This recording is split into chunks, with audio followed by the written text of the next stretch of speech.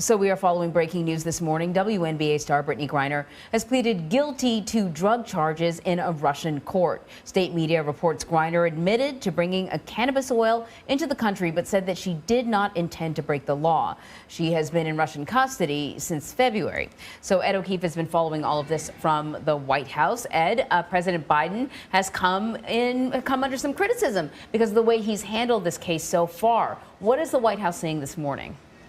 Anne-Marie, nothing yet.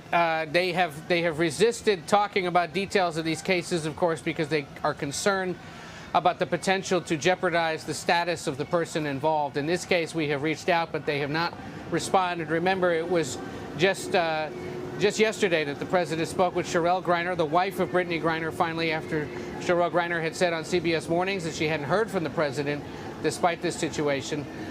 Brittney Griner had sent a letter to the White House on Monday pleading with the president to try to take up her case.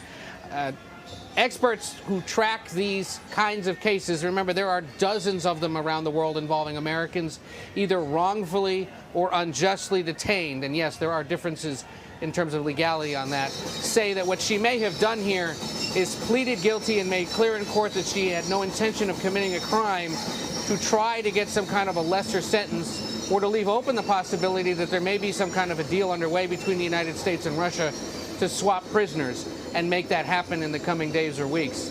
But other than that, no official comment yet from the Biden administration. So as you know, Ed, Griner is not the only American being detained by Russia. Remind our audience who else is also being held. Well, the one in Russia that gets a lot of attention is Paul Whelan, who is serving a 16-year sentence on espionage charges. He was first detained in Russia back in 2018. Another American, of course, Trevor Reed, a Marine, was released earlier this year, and the hope was that Paul Whelan would be soon behind him. That hasn't happened. The Griner situation obviously has gained far more attention in recent weeks and months since her detention in February, not only because she's a WNBA player, but of course because of our issues with Russia right now. The Whelan family not happy with what transpired here this week at the White House, in that Griner's wife got a direct phone call from the president pretty quickly, whereas the Whelan family says they have not heard directly from him over the course of their ordeal and are pushing, of course, to try to get more information on what he may be doing personally to try to get them released. And we should remind people, there is an office over at the State Department that deals specifically with issues of Americans being detained around the world for whatever reason. If they are classified by the United States government as being wrongfully detained by some other country, then the U.S. has a legal obligation under law to be seeking their release. Whelan's on that list. Others like Austin Tice in Syria, a handful in Iran and Venezuela, and in other countries are considered to be wrongfully detained, and this office at the State Department is working every day to try to figure out ways to get them home. The families, understandably, justifiably anxious and concerned that as time goes on, their cases get forgotten, so of course they're always pushing for presidential attention. The Griner case obviously has jumped to the top of the heap in recent weeks and months, but we should point out, for example, U.S. officials were in Venezuela just last week trying to secure the release of a handful of oil company workers who've been detained there for several years. And there are other cases around the world as well. Yeah, we actually spoke to Paul Whelan's brother today, and he is hoping that this additional attention that Brittney Griner is bringing to this issue will help ultimately his brother as well. And we certainly know that Brittney Griner supporters have mentioned that there are others that are being detained that deserve this sort of attention. Speaking of her supporters, have we heard anything from them in reaction to this latest news?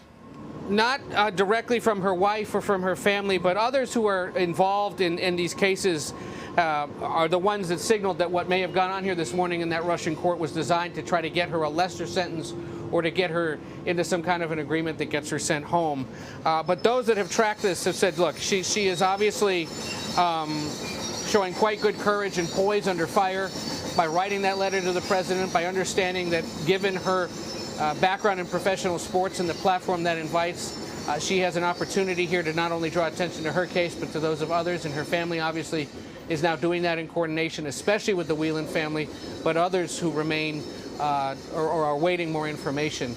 There was a big rally last night at the Phoenix Mercury game, or after the Phoenix Mercury game out in Arizona, where Whelan Griner spoke, her coach spoke, and others spoke to try to continue to raise awareness and keep attention on the issue. Remember, her coach, The WNBA overall has said that there's a bit of a double standard here, that if it was an NBA player who had been detained, perhaps this case would be moving along faster.